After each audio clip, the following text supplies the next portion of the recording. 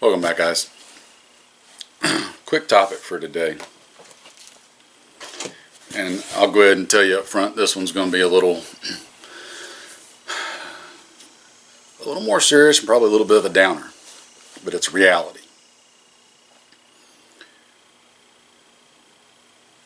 You know, we put all of our first aid stuff together, and you're always getting together your IFACs and your bleeder kits and all that, and you're always making sure you got tourniquets and pressure bandages and all that good stuff.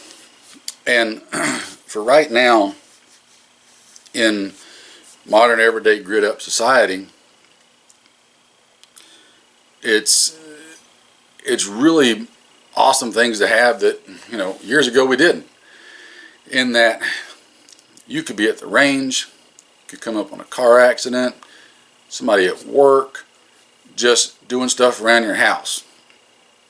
You could get injured in a manner that involves catastrophic blood loss, and having things like tourniquets, pressure bandages and stuff on hand and available literally can mean the difference between life and death.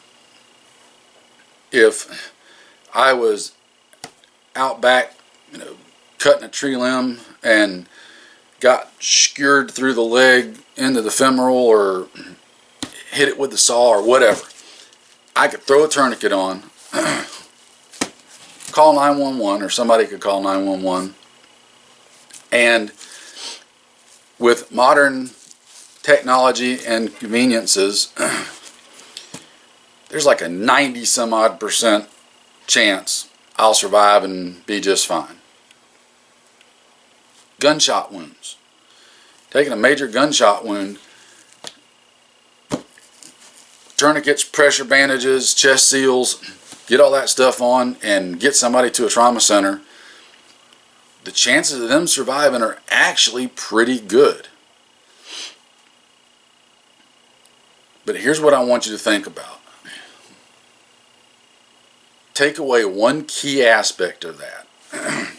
Because the key aspect of all of it is that good hospital and trauma center.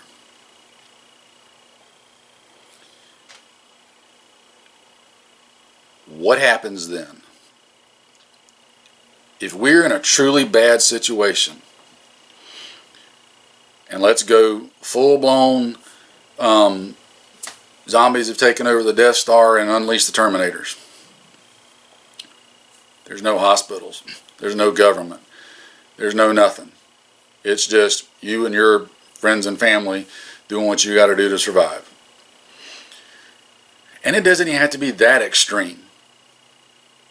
It could be something as simple as civil unrest that's bad enough in an area that EMS services aren't available.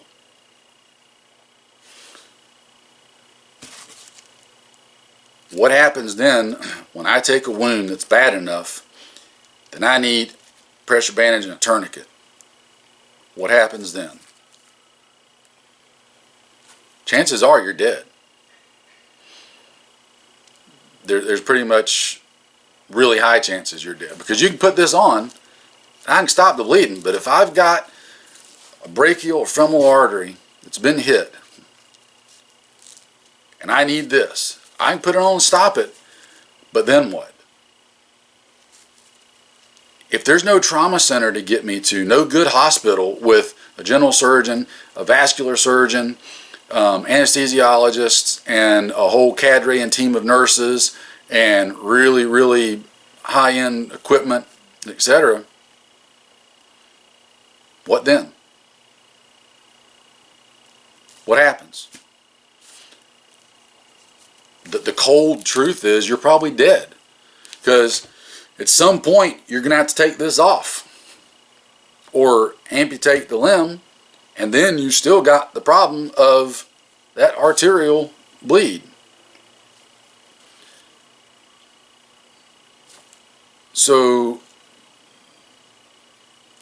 even within my personal circle, our doc is really good.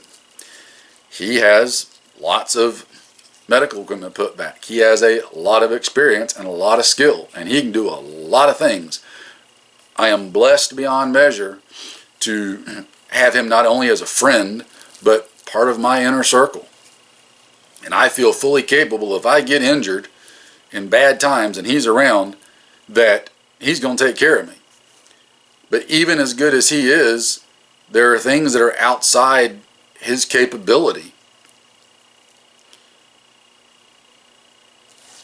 So at that point, you kind of got to ask yourself, what's the point of even having this kind of equipment with you in a true catastrophic grid down situation? Well, we've talked about that. And my buddy made a good point. And this, again, we're dealing with cold reality here, not fantasy, not cool stories. This is cold reality. This may be simply to keep you alive long enough to get you back to your friends and family, for them to have a chance to say goodbye.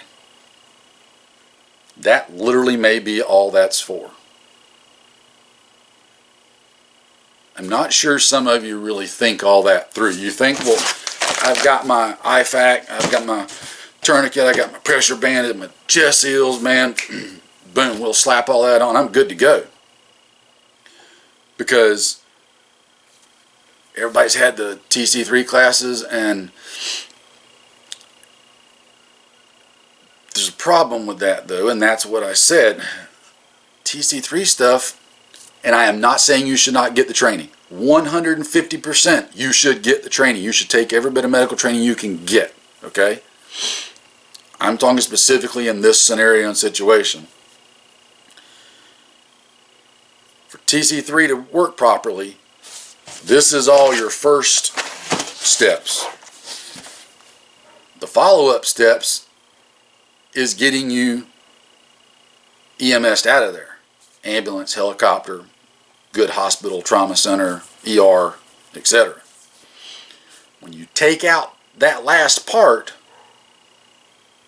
that's where things get a little depressing, for lack of a better word. I sometimes think that some of you who get all excited about the idea of things going south haven't thought that through all the way.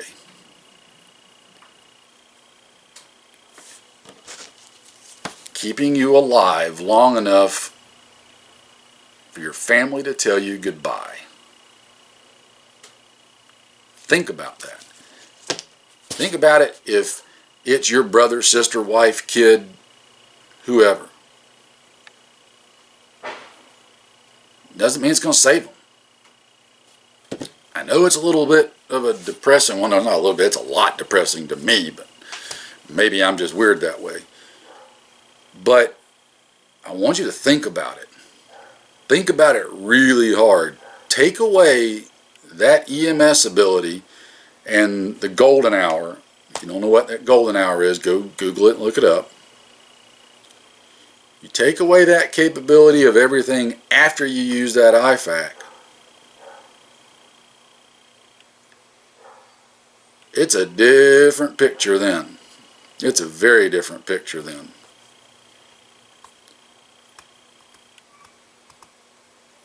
Ponder on that, right? And be careful before you get too overly excited about the idea of things going bad, because it ain't going to be no picnic. Ain't going to be no walk in the park. As the man once said, and I paraphrase, it's a huge crap sandwich and we're all going to have to take a bite. So,